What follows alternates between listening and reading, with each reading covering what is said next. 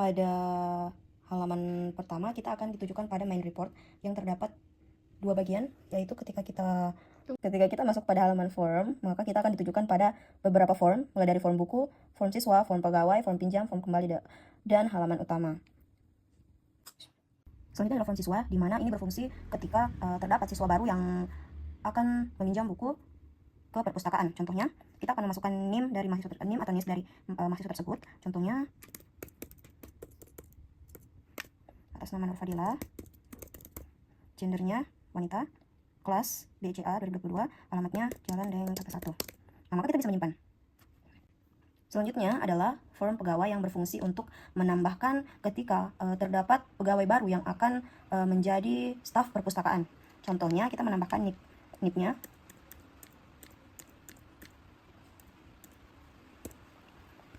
Atas nama Aulia, dengan gender wanita.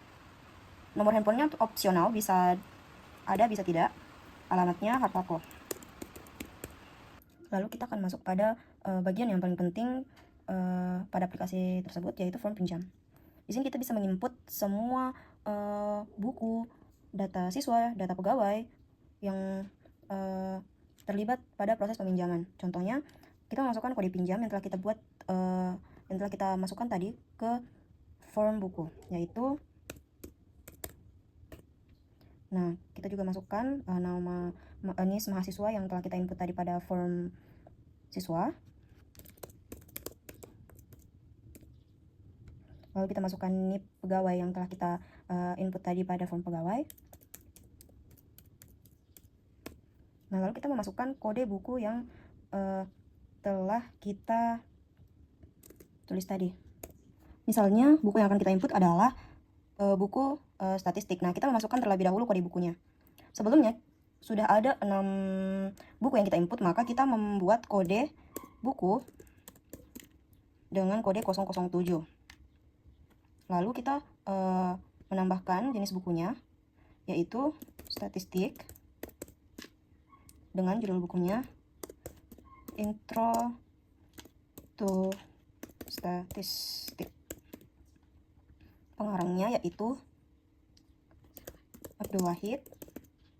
Penerbitnya adalah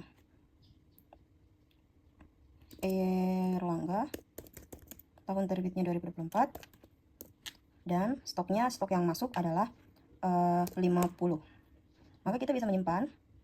Nah, buku yang sudah di-input ini akan masuk pada laporan buku. Dan stoknya bertambah dari 6 ke 7.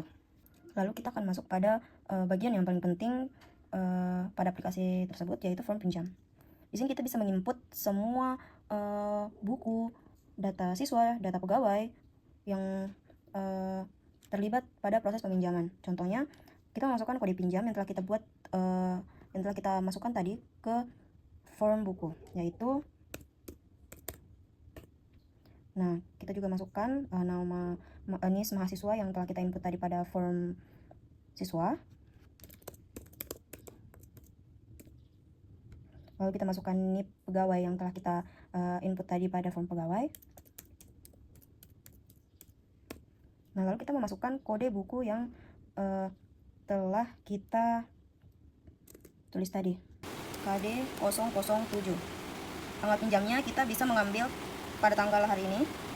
Jumlahnya opsional, kita bisa menulis berapapun buku yang akan kita pinjam, dan contohnya di sini saya akan meminjam 2 buku dengan keterangan pinjam. Semua yang telah kita input tadi akan masuk pada laporan. Misalnya, pada form buku yang telah kita input akan masuk pada laporan data buku. Nah, ini tadi statistik adalah buku yang telah kita input. Nah, stoknya juga ada. Nah, dan ini jumlah buku yang telah terdata pada perpustakaan. Lalu kita bisa melihat juga siswa yang telah terdata. Selanjutnya kita bisa melihat laporan pegawai yang telah kita input tadi. Ini adalah pegawainya. Selanjutnya, nah ini adalah laporan peminjaman dari mahasiswa-mahasiswa yang telah meminjam buku dengan jumlah 8 orang dan lengkap dengan tanggal pinjamnya. Lalu ada laporan kembali, laporan pengembalian buku.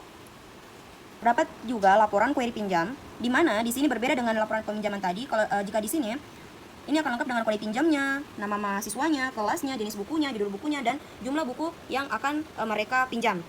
Nah, begitupun di laporan query kembali. Pada laporan kembali, cuma terdapat kode kembali dan kode pinjam. Beda dengan query kembali, ada kode kembalinya, nama mahasiswa yang meminjam, kelasnya, jenis bukunya, judul bukunya, dan jumlah buku yang akan dipinjam.